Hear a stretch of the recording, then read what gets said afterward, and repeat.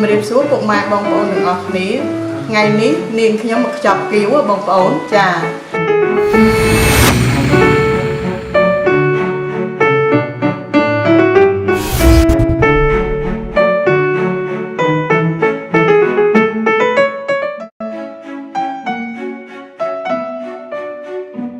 គ្រឿងផ្សំនៃការខ្ចប់គៀវនឹងមានដូចជាសម្បកគៀវប្រេងឆាមើមត្រាវមើមការ៉ុតសាច់ជ្រូក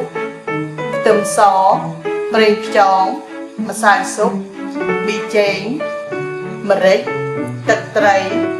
និងស្ករសអញ្ចឹងយើងទៅចាប់ផ្ដើមធ្វើទាំងអស់គ្នាបងប្អូនចាបងប្អូនឥឡូវយើងមកកោសការ៉ុតបងប្អូនចាយើងកោសការ៉ុតឲ្យត្រាវបងប្អូនណាច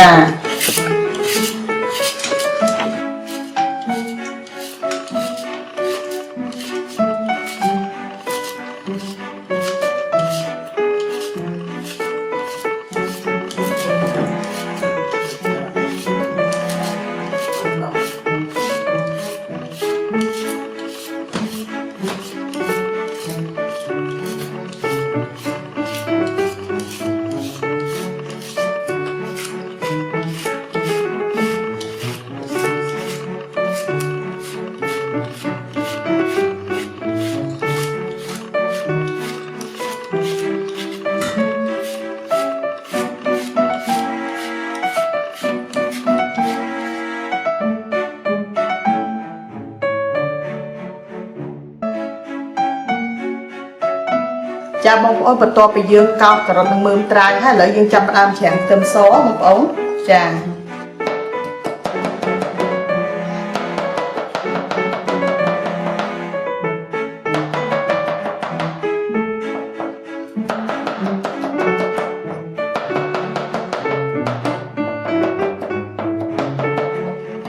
បងប្អូននេះគឺជាខ្ទឹមសយើងត្រូវច្រាំឲ្យបានម៉ត់អត់ចឹងណាបងប្អូនចាយើងដាក់ចូលក្នុងជាមួយគ្នាមកបន្ទាប់មកយើងចាប់ផ្ដើមច្រាំសាច់ទេបងប្អូនចា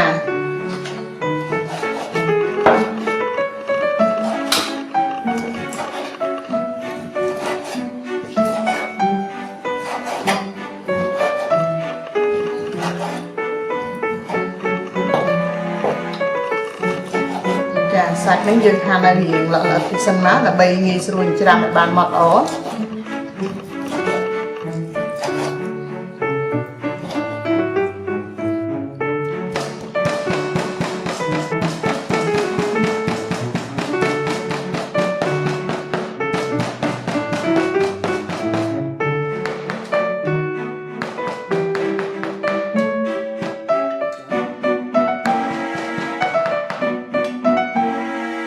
បងប្អូនឥឡូវសាច់ជ្រូកយើងបានច្រាំម៉ត់ទៅបងប្អូនណាអញ្ចឹងយើងដាក់ជាមួយនឹងត្រាវឈូសរបស់យើងដែរមកបងប្អូនណាចាអញ្ចឹងឥឡូវយើងទៅចាប់ផ្ដើមផ្សំគ្រឿងទាំងអស់គ្នាបងប្អូនបងប្អូនឥឡូវយើងចាប់ផ្ដើមផ្សំគ្រឿងចូលចាស្ករសនេះខ្ញុំប្រើមួយស្លាបព្រាបាយប៊ីចេងកន្លះស្លាបព្រាកាហ្វេ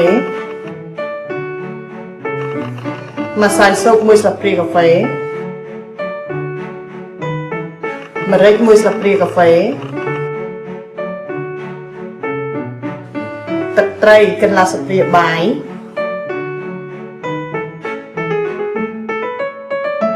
ប្រេងខ្យងកន្លះស្លាបព្រាបាយបងប្អូនបន្ទាប់មកយើងត្រូវច្បល់គ្រឿងនឹងឲ្យចូលសព្វគ្នាបានល្អបងប្អូនចា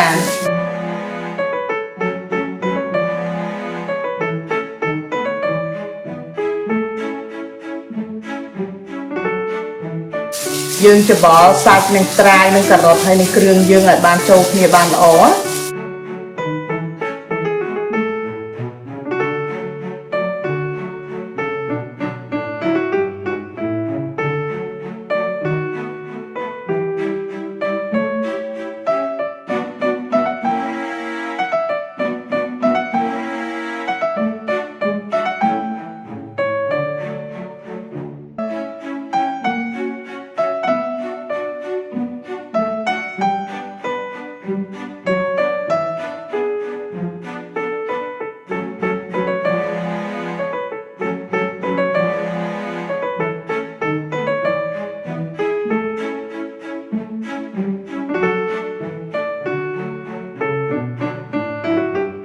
ចាហើយរួចរាល់ហើយណាបងប្អូនអញ្ចឹងយើងចាប់ផ្ដើមទៅខ្ចប់គៀវយើងទាំងអស់គ្នាចាបងប្អូនឥឡូវយើងមករៀបចំខ្ចប់គៀវយើងទាំងអស់គ្នាបងប្អូនចាចំពោះសម្បកគៀវនេះបងប្អូនយើងអាចទិញតាមទីផ្សារបានណាបងប្អូនចាឥឡូវយើងចាប់ផ្ដើមខ្ចប់គៀវទាំងអស់គ្នាចារបៀបខ្ចប់គៀវមានច្រើនប្រភេទណាបងប្អូនអញ្ចឹងខ្ញុំបង្ហាញប្រមាណប្រភេទជូនបងប្អូនទស្សនាបងប្អូនណាចាឥឡូវយើងចាប់ផ្ដើមខ្ចប់គៀវទាំងអស់គ្នា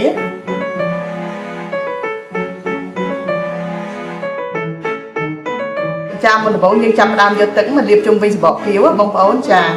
បន្ទាប់មកយើងយក snow បងប្អូនចំពោះ snow នេះយើងកុំដាក់ច្រើនពេកបងប្អូនចាយើងដាក់ចំកណ្ដាលចឹងមកចានេះបងប្អូនណារួចហើយយើងចាប់ដើមចប់ចឹងមកនេះបងប្អូនណារួចហើយយើងចាប់ដើមចប់ពីចំហៀងចេះចាហើយខ្ជិបវាចូលចេះបងប្អូនចានេះបងប្អូនណាចានេះបងប្អូនណាចាឥឡូវរបៀបខ្ចប់មួយទៀតគឺយើងលាបទឹកជុំវិញនឹងដែរមកបងប្អូនណាចាយើងលាបទឹកជុំវិញសម្បកគៀវយើងនឹងដែរមកបន្ទាប់មកយើងយក snow ដាក់ចំកណ្ដាលបងប្អូនចំពោះ snow នេះយើងកុំប្រើច្រើនពេកបងប្អូនណាចាបន្ទាប់មកយើងចិតមុខដដែលនេះបងប្អូនណាចាយើងធ្វើចឹងមកនេះបងប្អូនណាបន្ទាប់មកទៀតយើងយកទឹកលាបចែងវានេះចាបន្ទាប់មកយកបត់ណាបងប្អូនចានេះបងប្អូនណានេះបានមួយបែបទៀតបងប្អូនណាចាបងប្អូនឥឡូវយើងមកខ្ចប់មួយបែបទៀតណាបងប្អូនចាយើងយកទឹកលាបធម្មតាអញ្ចឹងដែរមកបងប្អូនណាចាបន្ទាប់មកយើងយក snow ដាក់ចំកណ្ដាលនឹងដែរបងប្អូនណាដាក់ចំកណ្ដាលអញ្ចឹងបងប្អូនចាអានេះយើងវិចវាជារាងត្រីកោណណាបងប្អូនចាយើងខ្ជិបមុខឲ្យជិតចឹងមកចានេះបងប្អូនណាចានេះគៀវយើងចេញជារាងត្រីកោណណាបងប្អូនចាបន្ទាប់មករបៀបវិចមួយបែបទៀតណាបងប្អូនចាបងប្អូនយើងវិចមួយបែបនេះទៀតជារាងចតុកោណកែងណាបងប្អូន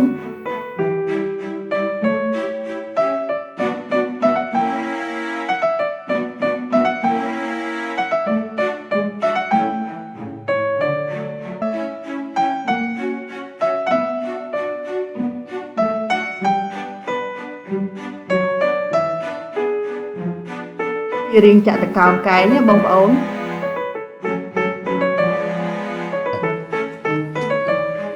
ចាបងប្អូនឥឡូវយើងមកខ្ចប់មករបៀបទៀតណាបងប្អូនណាចានេះបងប្អូនណាយើងលាបទឹកជុំវិញនឹងដូចគ្នា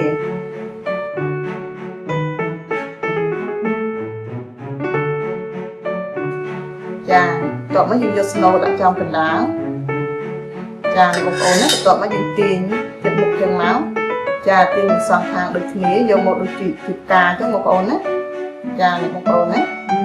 ចាបងប្អូននេះគឺជារបៀបខ្ចប់គៀវទាំង5ប្រភេទរបស់ខ្ញុំបងប្អូនចានេះបងប្អូនណាឥឡូវអញ្ចឹងយើងទៅចាប់ផ្ដើមបំពងទាំងអស់គ្នាបងប្អូនចាបងប្អូនឥឡូវយើងរៀបចំមកបំពងគៀវរបស់យើងបងប្អូនយើងដាក់ផ្ទះហើយយើងដាក់ប្រេងឆាចូលបងប្អូនចា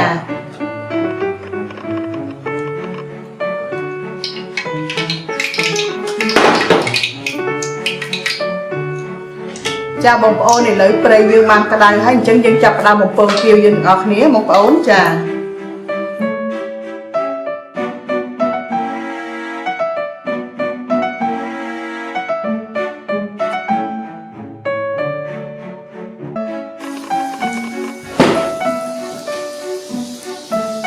ចំពោះការប្រើភ្លើងយើងកុំប្រើខ្លាំងពេកបងប្អូនណាខ្លាច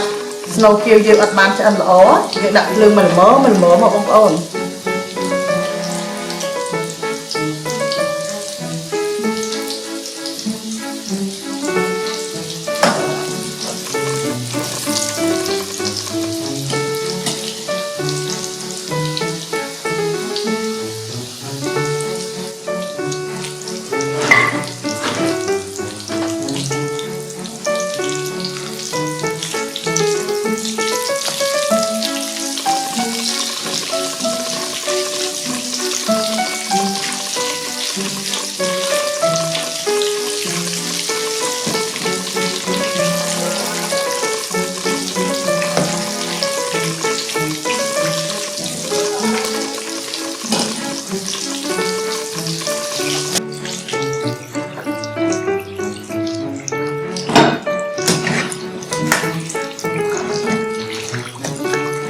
Chà bông ơi lợi kêu dương man chân đó bông ôn á, chẳng đi thêm sông sóng bông ôn chà.